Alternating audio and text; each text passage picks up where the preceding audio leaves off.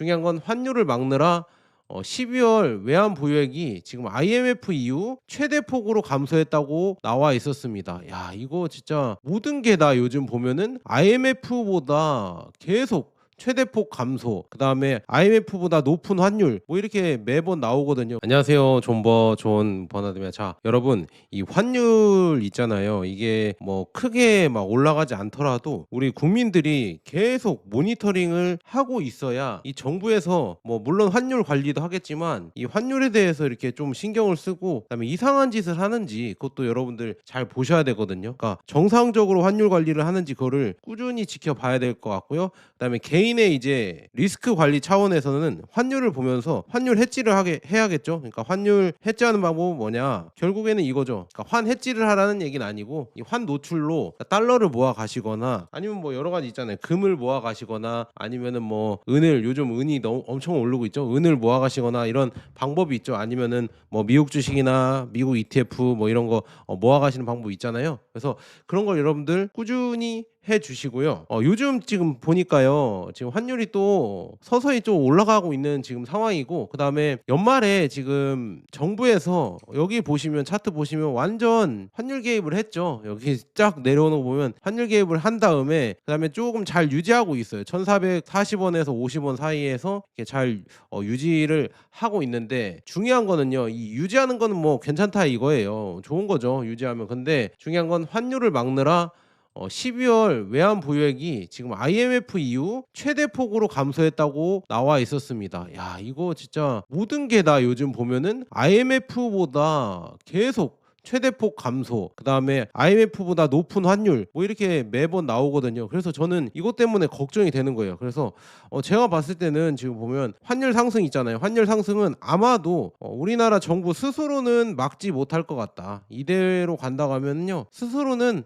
막거나 개혁하거나 그럴 사람이 없는 것 같아요. 제가 봤을 때는 그냥 미국이 자연스럽게, 트럼프가 달러 발행을 많이 해서 그다음에 금리를 왕창 낮추면서 자기 중간 선거를 위해서 주식시장을 부양하고, 그다음에 유동성을 확 풀어버려서 어부지리로 우리 지금 환율이 내려가는 방법은 있겠지만, 우리 스스로 이 환율을 아마 방어를 하거나, 그러니까 방어를 한다는 거는 뭐 돈 때려 부어서 방어할 수 있겠죠. 근데 환율을 스스로 우리 체질 개선이라고 하잖아요. 그런 걸 하면서 환율을 내리지는 못할 것 같아요. 그래서 그냥 운에 따라서 이제 26년에 트럼프가 빨리 이거 환율을 내려줘서, 그러니까 금리를 내려줘서 환율 압박을 좀 벗어날 수 있게 그런 기도하는 수밖에 없다. 지금 이런 상황을 봤을 때는 우리 스스로 개혁하거나 이런 거는 힘들 것 같습니다. 그리고 환율 차트를 제가 장기적으로 보니까요, 이렇게 나와 있습니다. 지금 삼각수렴이죠. 이거 차트 매번 많이 보시면 이렇게 쭉 그어보면 삼각수렴이 나오잖아요. 근데 이게 삼각수렴이 되면서 힘이 응축되면은요, 폭발적으로 나오죠. 그래서 저는 장기적으로 봤을 때 이 펀드멘털이나 한국의 이런 저출산 고령화, 그다음에 앞으로 성장성, 그다음에 이제 뭐 물론 지금은 반도체가 잘 나가고 향후 1, 2년 동안은 잘 나갈 수가 있어요. 그래서 뭐 코스피 200 투자한다 하면은 뭐 그게 잘 될 수도 있죠. 잘 될 것 같아요.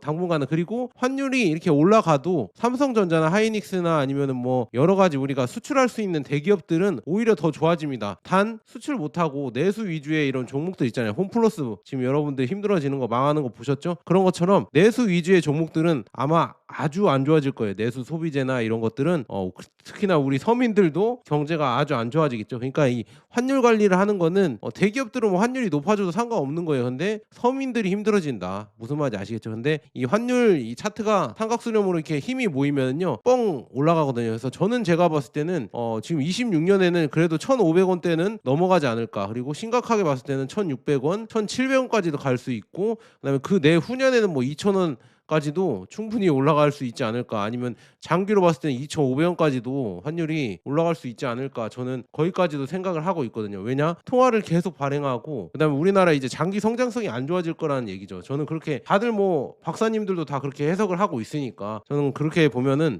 통화량을 이렇게 많이 늘리면 안 되거든요. 뭐 장사가 안 된다고 해서 계속 돈만 풀어대면 그게 나중에 고쳐지는 게 아니잖아요. 다 부채로 남기 때문에 좀 걱정이 좀 됩니다. 그러니까 이거를 걱정만 하시지 마시고 마시고 여러분들은 이 원화 있잖아요. 이 휴지가 되는 원화 여기 또 여러분들이 교육시켜드려야죠. 원화가 휴지 조각이 되고 있잖아요. 그런데 중요한 거는 빨리 휴지 조각이 되는 원화를 뭐 기회 있을 때 금이나 아니면은 은으로 일단 바꿔놓고 아니면은 뭐 주식도 있잖아요. 뭐 그래서 중요한 거는 코스피도 뭐 내가 미국 주식은 뭐 모르겠다 하면은 코스피 200이라도 코스피 200 뭐 이런 ETF 있잖아요. 그런 주식이라도 한국 주식이라도 그래도 갖고 계셔야 이 인플레이션 어느 정도 해치를 하고 이 환율이 떨어지는 이 환율이 올라가는 그러니까 원화 가치가 폭락하는 와중에서 그나마 여러분들의 자산을 지킬 수가 있다. 예금만으로는 제가 봤을 때 지키기 어려울 것 같고요.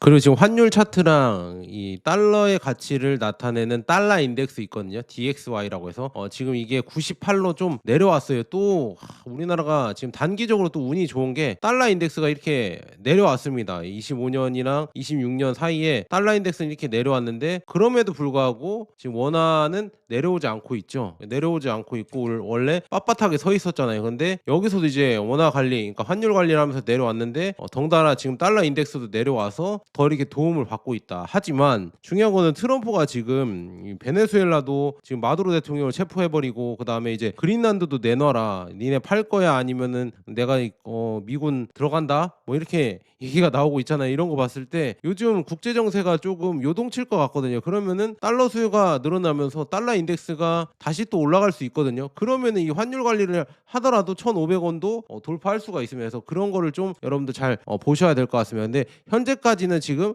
환율 흐름은 그래도 괜찮은 지금 상황이다 이렇게 말씀드립니다. 그런데 중요한 거는 이 지금 환율을 막느라 12월 외환 보유액이 IMF 이후 최대폭으로 감소했다는 얘기죠. 이게 가장 큰 거거든요. 이게 역시나 이 환율을 막으려고 우리 외화를 쓴 거다 이렇게 볼 수가 있거든요. 그렇게 의심해 볼 수가 있거든요. 그래서 사건의 핵심은 뭐냐 여기 나와 있죠. 원래는 지금 이 21년 22년 사이에 4,692억 달러 이렇게 있었는데 계속 떨어지죠. 요즘 계속 떨어지면서 외화 보유액이 4,281억 달러 이렇게 왔습니다. 이 정도 수준을 하고 있는데요. 한번 조금 읽어드리자면 사건의 핵심은 환율 방어의 대가로 외환 보유액이 급감했다. 그래서 25년 12월 말 한국의 외환 보유액은 4,280억 5천만 달러로 전월 대비 26억 1천만 달러 감소했다. 이는 단순한 월간 감소가 아니라 12월 기준으로는 1997년 외환위기 IMF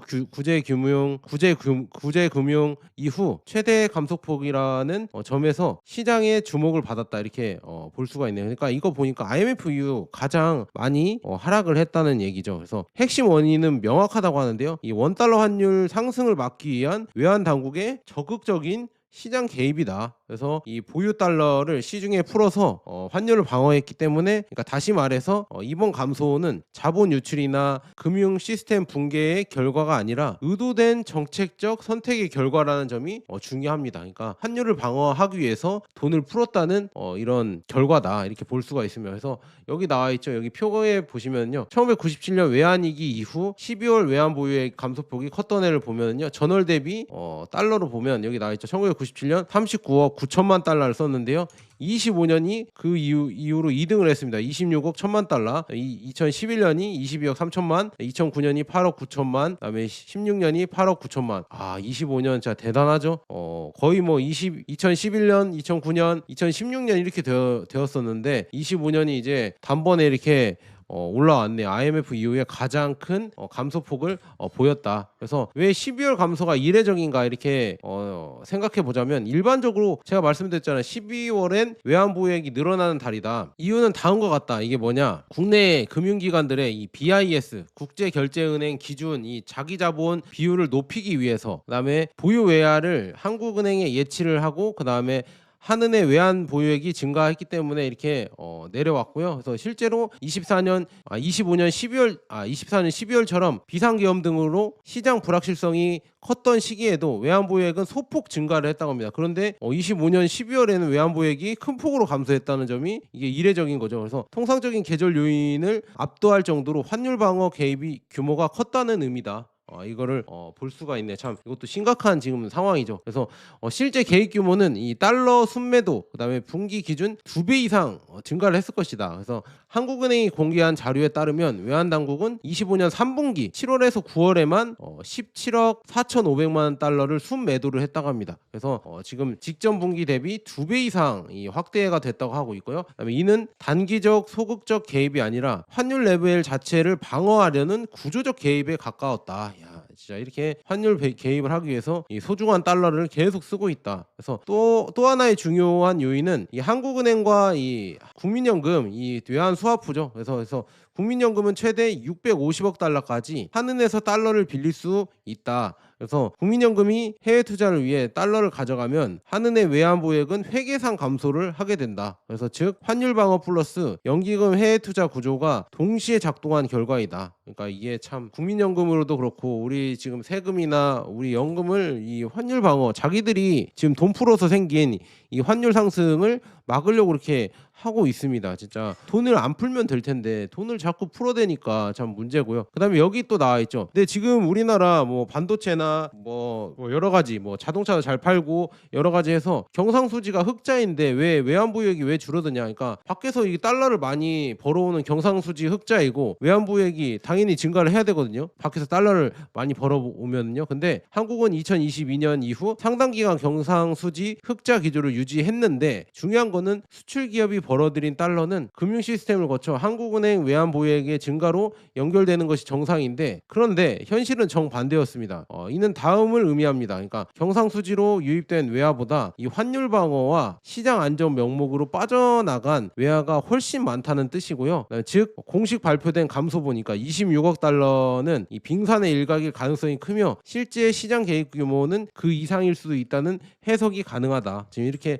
해석이 나오고 있고요. 그다음에 더 중요한 거는 22년 이후 왜 이렇게 외환 보유액이 늘어나지 않았을까 보면은 미국의 이 급격한 금리 인상 플러스 유동성 회수가 있어서 달러가 초강세였죠. 그리고 지금 보면 한국은 과거 2020년 과도한 유동성 확대의 후유증이 지속되면서 이로 인해서 달러는 더 강해졌고 원화는 상대적으로 취약해졌으며 환율 방어를 위해서 외환 보유액을 반복적으로 소모하는 구조가 고착화되었습니다. 야, 이거 쭉 읽어보면 너무 지금 잘못되고 있다는 걸 보이시죠? 이거는 뭐 여러분들이 뭐 이게 정치적으로 해석하지 마시고요. 좌파 우파가 없는 거예요. 이 경제 정책은 잘못 피면은 그 사람이 잘못하는 겁니다. 이거는 참 정치적으로 이렇게 읽지 않았으면 좋겠는데 이거를 정치적으로 읽으면 좀 할 말은 없죠. 그래서 결국 환율을 잡기 위해 외환을 쓰고 이 외환이 줄어드니 신뢰가 약해지고 다시 환율이 흔들리는 악순환이 계속 이런 순환 구조에 그러니까 악순환 구조에 진입한 셈이다 이렇게 볼 수가 있습니다. 그런데 대표적으로 지금 보면은요 이 포퓰리즘을 피는 정부가 약간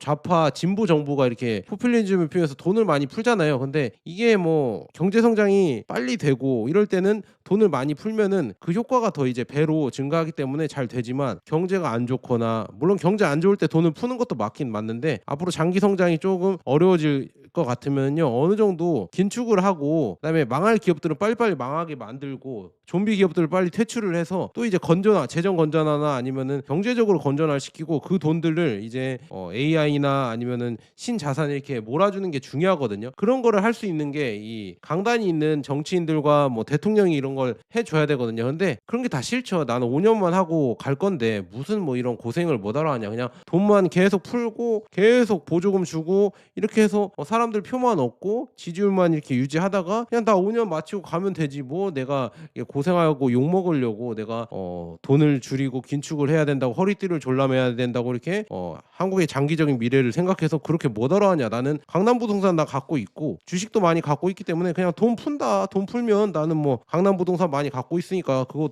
또 이제 자산 가치가 엄청나게 올라갈 것이고 돈 계속 풀면은 내 주식 가치도 뭐 계속 올라갈 거 아니냐. 그렇게 되면은 결국에는 임금 노동자들이 결국에는 가치가 줄어들고 그 사람들은 계속 일하게 되고 나는 자산으로 부자가 돼서 계속 부자가 될 수 있는 이런 뭐라고 해야죠? 양극화가 더 심해지는 거거든요. 근데 그걸 어느 정도 막아야 돼요. 근데 그거를 안 해주니까 참 걱정이 이만저만이 되지 않습니다. 그래서 우리는 그럼 어떻게 해야 되냐? 좀 번화돼야 맨날 너는 뭐 나라가 안 좋다, 환율이 안 좋다 이렇게 하지 마시고 어떻게 이렇게 준비해야 되냐? 우리는요, 진짜 최대한 여러분들 원화 갖고 있는 거를 최대한 아끼시고요, 최대한 아껴서 우리 내수 시장이 절대 절대 웬만하면 많이 쓰지 마시고 최대한 아끼시고 달러로 바꾸세요. 달러로 바꾸시고 아니면은 금으로 바꾸시던지 아니면은 은으로 바꾸신 다음에 아니면 달러로 바꾸신 다음에 미국 뭐 ETF나 아니면 해외 주식 ETF 이런 거 꾸준히 모아 가셔서 절대 원화를 갖고 여러분들 세금이나 먹을 거 빼고 절대 많이 원화를 한국에서 쓰지 마셔라. 그렇게 쓰면 여러분들 나중에 힘들어지니까 계속 제가 말씀드리잖아요. 빨리 달러로 바꾸든지 빨리 원화에 반대되는 자산으로 빨리빨리 바꾸셔서 아니면 뭐 한국 주식 중에도 좋은 거 잘 고르셔서 투자하는 것도 나쁘진 않은데 그게 좀 쉽지 않으니까 차라리 그냥 미국 ETF를 하는 게 낫다. 미국 지수를 하는 게 낫다. 이렇게 말씀드린 거요. 정 모르겠으면 그냥 금이 있다. 이렇게 말씀드리지 않아서 그렇게 그런 방법으로 가져가셔야 된다. 이렇게 조금 장황하게 설명해 드렸지만 그렇게 하셨으면 좋겠고요. 그래서 지금 보면 이 외환 보유액이 4천억 달러 있잖아요. 이게 심리적 실질적 마지노선이라고 합니다. 그래서 외환 당국과 시장이 공통적으로 인식하는 안전선은 외환 보유액 4천억 달러라고 하면 4천억 달러. 그래서 한국은 2018년 이후 7년 넘게 4천억 달러 이상을 유지를 하고 있고요. 가장 위태로웠던 시기가 20년 3월 코로나 쇼크 때 이 4,002억 달러 이 정도가 이렇게 가장 낮게 유지가 돼서 위태로웠다. 현재 수준은 4,280억 달러로 이 안정권이지만 감소 속도가 빨라질 경우 심리적 불안이 먼저 확산될 수 있는 구간이다. 이렇게 나와 있으면서 특히 외환 보유액은 절대 규모보다도 얼마나 빠르게 줄고 있는가 가 이제 시장 신뢰에 더 중요하다고 이렇게 나와 있으면 그러니까 중요한 건 심리잖아요. 근데 심리를 지금 불안한 심리가 오히려 더 커졌다 이렇게 볼 수가 있고요. 향후 더 큰 변수는 뭐냐? 3,500억 달러 이 대미 투자 펀드가 있죠. 그래서 기사에서 특히 주목하는 중장기 리스크는 다음인데요. 지금 보시면 한국 미국 간 협의된 3,500억 달러 규모의 대미 투자 펀드가 이제 26년부터 본격 집행 예정이거든요. 그래서 이 자금은 대부분 달러로 해외에 나가는 구조이기 때문에 달러 수요 증가, 그다음에 원화 약세 압력 확대, 환율 방어를 위한 추가 개입 가능성이 커지고 그래서 결과적으로 외환 보유액 추가 감소 가능성이 커진다. 그래서 즉 지금은 시작 구간일 수가 있다는 우려가 나오는 이유가 이런 거다. 그러니까 지금 이렇게 조금 걱정을 많이 하셔야 될 것 같고요. 그래서 한은은 지금 어떻게 대응을 할까? 그래서 직접 개입 말고 구조적 달러 공급을 하겠다. 뭐 이렇게 방법을 피고 있거든요. 그래서 쭉 보시면 외화자산 예치 금융사에 이자를 지급해서 달러를 국내로 끌어들이는 유인을 제공을 해서 이렇게 하겠다 이렇게 나와 있고요. 외환 건전성 부담금 한시 면제 이렇게 하고 있습니다. 그래서 금융사의 외화 차입 비용을 감소하고요. 그 다음에 민간 차원의 달러 공급 확대를 유도하겠다. 근데 과연 이게 될까? 뭐 국장 복귀 계좌 이것도 해라 막 이렇게 계속 하는데 딱히 근데 좀 이 정책 결정하는 사람들이 좀 머리가 이상한 게 아니 미국 주식이나 해외 주식이나 국장이랑 뭔 메커니즘이 무슨 관계가 있는 거죠? 왜 해외 주식을 팔고 그걸 환전을 해서 국장에 1년 이상을 투자를 하면은 뭐 세액 공제를 해준다는 게 그게 대체 아니 미국 주식이나 한국 주식이랑 뭐가 관련이 있다고 왜 그걸 팔고 들어오면은 왜 세액 공제를 해주는지 저는 도무지 이해가 안 갑니다. 그 정책은 어디 머리에서 나왔는지 정말 이해가 안 가고요. 차라리 그냥 국장을 투자하면은 뭐 세액 공제를 더 많이 해주겠다. 그렇게 해주면 몰라도 환전을 하고 뭐 이런 조건을 뭐 미국 주식을 팔고 환전을 한다는 조건을 대는 게 참으로 진짜 누구 머리에서 나온 정책인지 진짜 그 사람 이름을 한번 보고 싶어요. 참 이해가 안 되는 정책입니다. 참 그러면서 야 진짜 그렇게 똑똑한 분들이 그런데 들어가면 왜 그런 정책밖에 필 수 없을까 참 걱정이 좀 많이 된다. 그래서 이 환율을 어떻게 이제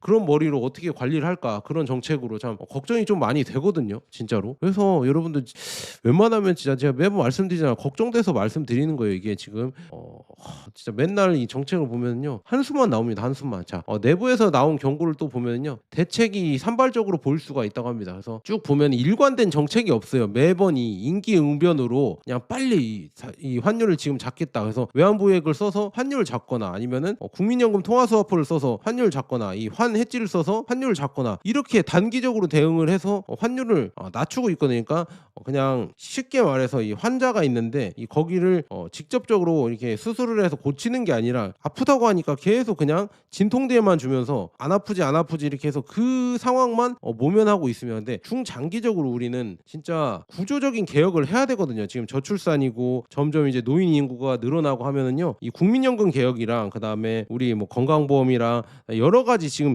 개혁할 게 엄청나게 많아요. 그러려고 하면 진짜 뼈를 깎는 긴축을 하거나 뼈를 깎는 구조적인 개혁을 해야 되거든요. 그래서 망하는 사람들이 엄청나게 많이 생기고 그다음에 또 새로 이렇게 생기는 이런 직업들도 많이 생기고 이런 구조적인 개혁을 지금 장기 20년 30년 보고 빨리 이걸 추진을 해야 되는데 아무도 이런 거 안 하고 있고 그냥 뭐 돈만 풀면 되지 뭐 그냥 다 덮어도 나중에 오늘의 문제는 내일로 덮어도 내일에 처리를 하면 되지 뭐 이렇게 하면서 계속 미루고 있는데 나중에 이제 미래 세대들이 이런 빚을 다 받게 된다고 하면요 진짜 나중에 여러분들 늙습니다. 진짜 젊은 세대들이 여러분들에게 복수할 수도 있어요. 진짜 조심하세요. 진짜 미래 세대를 위해서 지금 우리가 그래도 솔선수범해서 고생을 하는 게 저는 맞다고 보거든요. 죽지 않잖아요. 지금 고생한다고 해서 굶어 죽진 않잖아요. 참 그래서 걱정이 좀 많이 된다. 이렇게 일관성이 없고 그다음에 단기 임기응변으로 이렇게 하는 게 좀 걱정이 되고요. 그래서 더 문제가 뭐냐면 이 원달러 환율이 지금 1,450원이잖아요. 현재 지금 1,450원이 1차 방어선인데 이거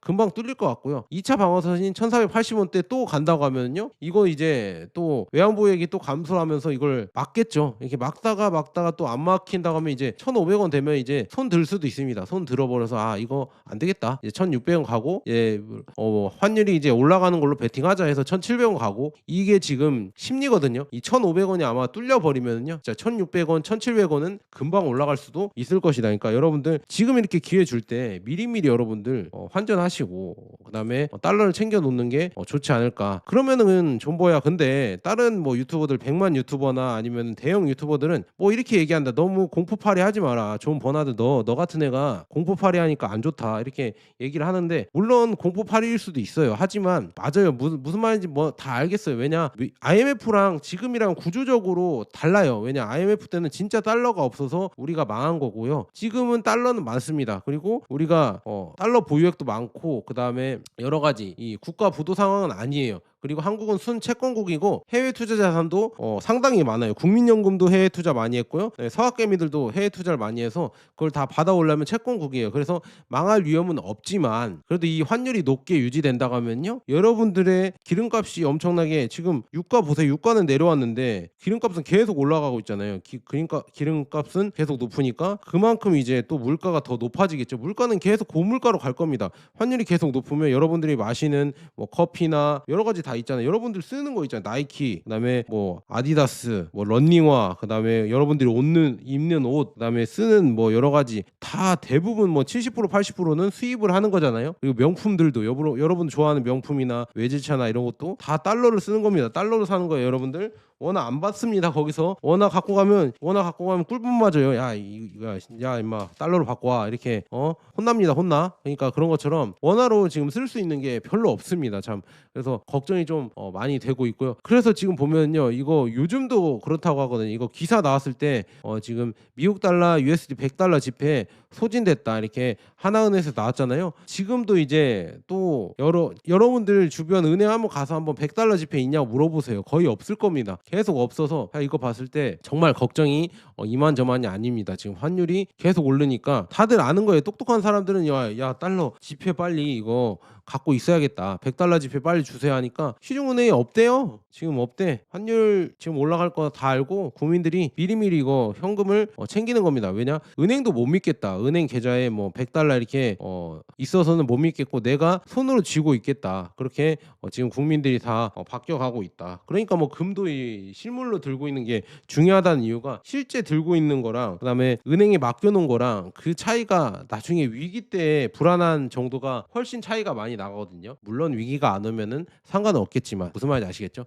그리고 지금 중요한 거는 이 IMF가 안 와도요. 그 유튜버들도 또 뭐 정부 눈치를 보는지 모르겠어요. 지금 100만 유튜버 되고 대형 유튜버 되니까 또 국가에서 이렇게 뭐 불러주고 막 이렇게 세미나 갔을 때 정부 눈치를 봐야 되잖아요. 그래서 솔직하게 얘기 안 하겠죠. 그래서 외환위기 안 오는데 왜 자꾸 공포팔이 하나 이렇게 하겠지만 중요한 거는 이 지표에 대해서 그 사람들은 말을 못 하죠. 여기 보이시죠? 2018년에 여러분들 최저시급이요. 7,530원이었는데요. 그때도 7달러였거든요. 근데 지금 작년에 25년 최저시급이 1,030원이었는데요. 그때 지금도 7달러고요. 그다음에 26년 최저시급도 있는데 아마 1,300 얼마일 거예요. 그런데 지금도 7달러인가 6.8달러예요. 여러분들 이게 잃어버린 몇 년입니까? 잃어버린 뭐 8년이 이제 되겠네요. 8년 동안 여러분들 물가는 한 2배, 3배 올랐는데 여러분들의 임금은요 하나도 안 올랐어요. 최저 시급을 봤을 때 달러 기준으로 봤을 때 하나도 안 올랐습니다. 근데 물가는 뭐 2배, 3배 오르고 여러분들의 지금 뭐 부동산들 있잖아요. 서울 강남 아파트들은 뭐 2배, 3배 또 올랐죠. 그 기간 동안. 근데 여러분들의 월급은 7년 내지 8년 내지 동결이 돼 버렸습니다. 그러니까 사는 게 팍팍해지는 거고 자영업자들이 망하는 이유가 다 거기서 있는데요. 그럼에도 불구하고 지금 내 월급 빼고 다 오르고 있습니다. 지금 국민연금도 올해 2.1%더 받는다고 합니다. 여러분들 무슨 말인지 아시겠죠? 국민연금 이거 더 받아서 우리 연금 노령에 쓰면 좋겠는데 또 이걸로 환율 안 좋으면 환율 방어에 또 쓰겠죠. 그러니까 참 그렇습니다. 국민연금을 왜 우리의 이 노후연금을 안 쓰고 왜 지들 마음대로 이 환율 방어에 쓰는지도 참 그것도 걱정이 되고요. 뭐 국민연금 또 있고 공무원연금, 사학연금, 국민연금 이거 다 개혁을 해야 될 텐데 모르겠습니다. 자기들만 나이 드신 분 좀 제가 욕해서 죄송한데요. 자기 세대만 잘 먹고 잘 살고 가면은 나중에 여러분들 좋을 줄 아시죠? 그렇게 하지 마세요, 여러분들. 역사에 다 기록이 남습니다, 여러분들. 같이 이렇게 우리가 더불어 사는 세상이라고 뭐 그렇게 얘기를 하고 있잖아요. 그러면은 뭔가 문제가 있었을 때 자기 목도에 양보를 하면서 미래 세대를 위해서 그런 면이 있어야 되는데 그런 면을 보여준 사람들이 거의 없습니다. 586 세대를 봤을 때 자기 자리 뺏기기 싫어갖고 그렇게 계속 유지하고 있잖아요. 물론 뭐 제 유튜브 많이 보시는 분들은 좀 깨어 있을 거라고 생각 드는데 나이 많으신 분들이 많아요. 근데 제가 이렇게 얘기하는 것도 조금 조심스러운데 좀 그렇잖아요. 쉬었음 청년을 위해서 여러분들이 뭐 해준 게 없잖아요. 쟤네들 뭐 일만 안 한다. 그러니까 걔네들을 위해서 여러분들의 일자리를 내주거나 아니면은 연봉이나 이런 걸 좀 삭감을 하면서 일자리를 또 이렇게 만들어줄 생각은 없잖아요. 그냥 노력을 안 한다고 이렇게만 하시잖아요. 그러니까 이게 참 걱정입니다. 우리나라 이제 전체적으로 이제 사회 통합적으로 통합을 해서 세대별 갈등도 좀 해결을 하고 이런 거시적인 문제를 조금 개혁을 통해서 가야 되는데 너무 제가 꿈이 큰가 봅니다. 그냥 그거는 다음에 이렇게 생각을 하고요. 그래서 지금 환율이 이렇게 계속 오르다 보니까 제가 아이스 아메리카노 아를 좋아하거든요. 1아라고 해서 이렇게 왜 커피를 저도 좋아하는데요. 지금 커피 물가가 7.8% 급등을 했다고 합니다. 그 이유는 뭐겠어요? 이 커피 원두가요. 다 수입을 하는 거잖아요. 우리나라에서 나오지 않죠. 그래서 여기 나와 있죠. 지금 보면 디카페인 원두 변경 및 드립커피 가격 인상 안내. 그래서 커피빈도 여기 지금 나와 있죠. 300원에서 500원으로 올렸고 드립커피는 4,700원에서 5,000원. 드립커피 라지는 5,200에서 5,500원 300원씩 올렸다. 그래서 커피 물가가 급등하고 있습니다. 그래서 7.8%이 소비자 물가지수 7.8% 12월에 상승을 했고요. 외식 커피 물가도 4.3% 증가를 했다고 합니다. 그리고 저가 커피 기준으로 한 잔당 100원 인상 효과가 나오고 있고요. 그래서 메가커피도 제가 메가커피 많이 먹는데 200원에 300원 올랐고요. 바나프레스도 지금 아이스 아메리카노가 1,800원에서 2,000원으로 11%나 올랐습니다. 그리고 국제 온두 가격도 폭등을 하고 있다고 하거든요. 이상기후도 있고 그다음에 환율 상승 때문에 지금 1년 새에 30% 이상이 지금 늘어났다. 이 고환율 때문에도 또 이제 커피 수입 물가가 증가를 하고 있거든요. 그래서 정부의 대응은 뭐 이렇게 여러 가지 뭐 할인을 해주기 위해서 뭘 한다는데 관세를 유예한다는데 과연 그게 장기적으로 이렇게 유예할지는 좀 걱정입니다. 그래서 먹거리 가격이 지금 줄 인상을 하고 있습니다. 환율 때문에요. 지금 전방위적으로 가격이 인상되고 있다. 커피, 그다음 편의점, 그다음에 PB 상품, 호텔 뷔페, 먹을거리 전반이 계속 상승을 하고 있다. 아까 보셨죠? 쭉 원두값 상승, 그다음에 통계로 확인된 체감 물가 상승도 있습니다. 지금 보면 7.8% 전월 동월 대비 7.8% 상승을 했다 이렇게 볼 수가 있고요. 세븐일레븐 GS 25 이게 과자, 디저트, 팝콘 이런 PB 상품이 최대 25%까지 인상이 됐다고 하고 있고요. 원재료비나 이 물가 상승이 계속 커지고 있다 이렇게 보이고 있네요. 참 걱정이 됩니다. 그리고 고가 외식 시장도 예외가 아니다. 그래서 뭐 서울 라세느, 웨스턴 조선, 서울 아리아, 뭐 신라호텔 더 파큐브 이런데 호텔 뷔페 가격이 2.5%에서 6.6% 늘어났다. 이렇게 나와 있네요. 그래서 고환율과 원자재 가격의 변동성으로 이 외식 물가나 먹을거리가 계속 늘어나면서 단기간에 완화는 어려워질 것이다 이렇게 예상이 되고 있고요. 그다음에 근데 정부는 뭐 밥상 물가를 잡는다고 뭐 계란을 224만 개 수입을 했고요. 고등어를 60% 할인을 했다고 합니다.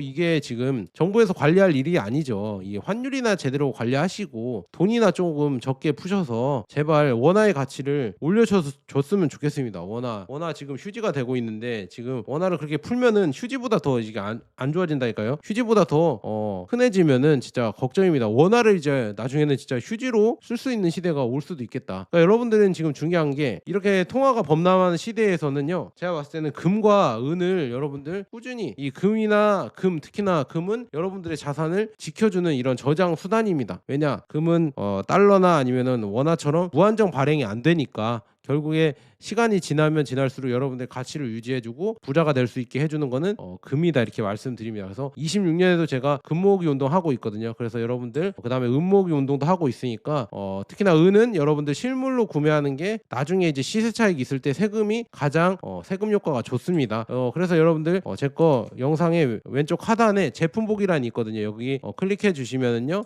또 여기 이렇게 제품이 떠요. 여기에 쿠팡 링크 들어가시면은 골드바나 아니면 실버바 그러니까 금과 은 사실 수도 있고요. 아니면은 뭐 책이나 아니면 생필품이나 뭐 곡감 사주시는 분들도 있고 아니면 전자기기 이런 거 사주시면 저한테 조금 도움이 되니까 여러분들 한 번씩 부탁드립니다. 쿠팡 링크를 한 번씩 클릭해 주셔서 부탁드립니다. 자, 여기까지 좋은 버나드였습니다. 여러분 감사합니다.